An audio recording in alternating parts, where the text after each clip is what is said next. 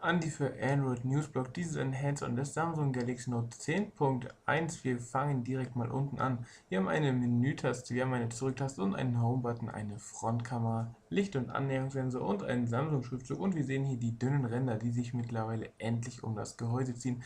In dick sieht das Ganze einfach nicht so schön aus. Auf der Rückseite haben wir eine Lederoptik. Es ist tatsächlich Kunstleder.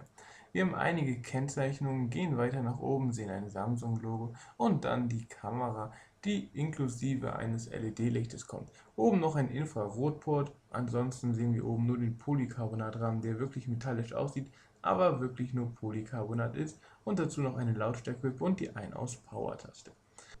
Es folgt der 3,5 mm Klinkenanschluss sowie ein Lautsprecher. Dann kommt wieder ein bisschen Rahmen, es wird schärfer und dann finden wir nichts mehr. Noch eine Seite weiter finden wir erstmal auch wieder nur Rahmen, ein Mikrofon, einen Micro-USB-Stecker und wieder Rahmen und auf der anderen Seite Micro-SIM-Kartenslot, Micro-SD-Kartenslot, beides unter dieser kleinen Schnippe da geschützt. Ist immer so eine Fummelei, da sollte man sich was anderes einfallen lassen.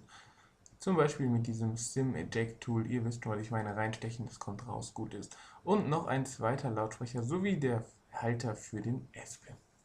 10,1 Zoll Super Clear LC-Display mit 2560 x 1600 Pixel bei 300 Pixel per Inch. Angetrieben wird das Ganze in der WLAN 3G-Version von einem Octa-Core mit 1,9 GHz, in der LTE-Version mit einem Quad-Core mit 2,3 GHz. 3 GB RAM stehen zur Verfügung, 16, 32 oder 64 GB interner Speicher. Das Ganze kann natürlich per MicroSD um weitere 64 GB erweitert werden. Die Hauptkamera löst mit 8 Megapixel und Full HD Videos auf, die Frontkamera kriegt 2 Megapixel hin. Wi-Fi noch lokal, also 802.11 nach A, B, G, N und AC, Bluetooth 4.0.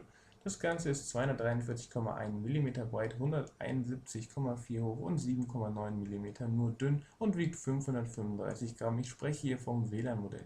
Der Akku kommt mit 8220 mAh und natürlich wird das Ganze mit Android 4.3 Jelly Bean und der TouchWiz-Oberfläche ausgeliefert. Das war's von meinem Hands und danke für eure Zeit. Ciao.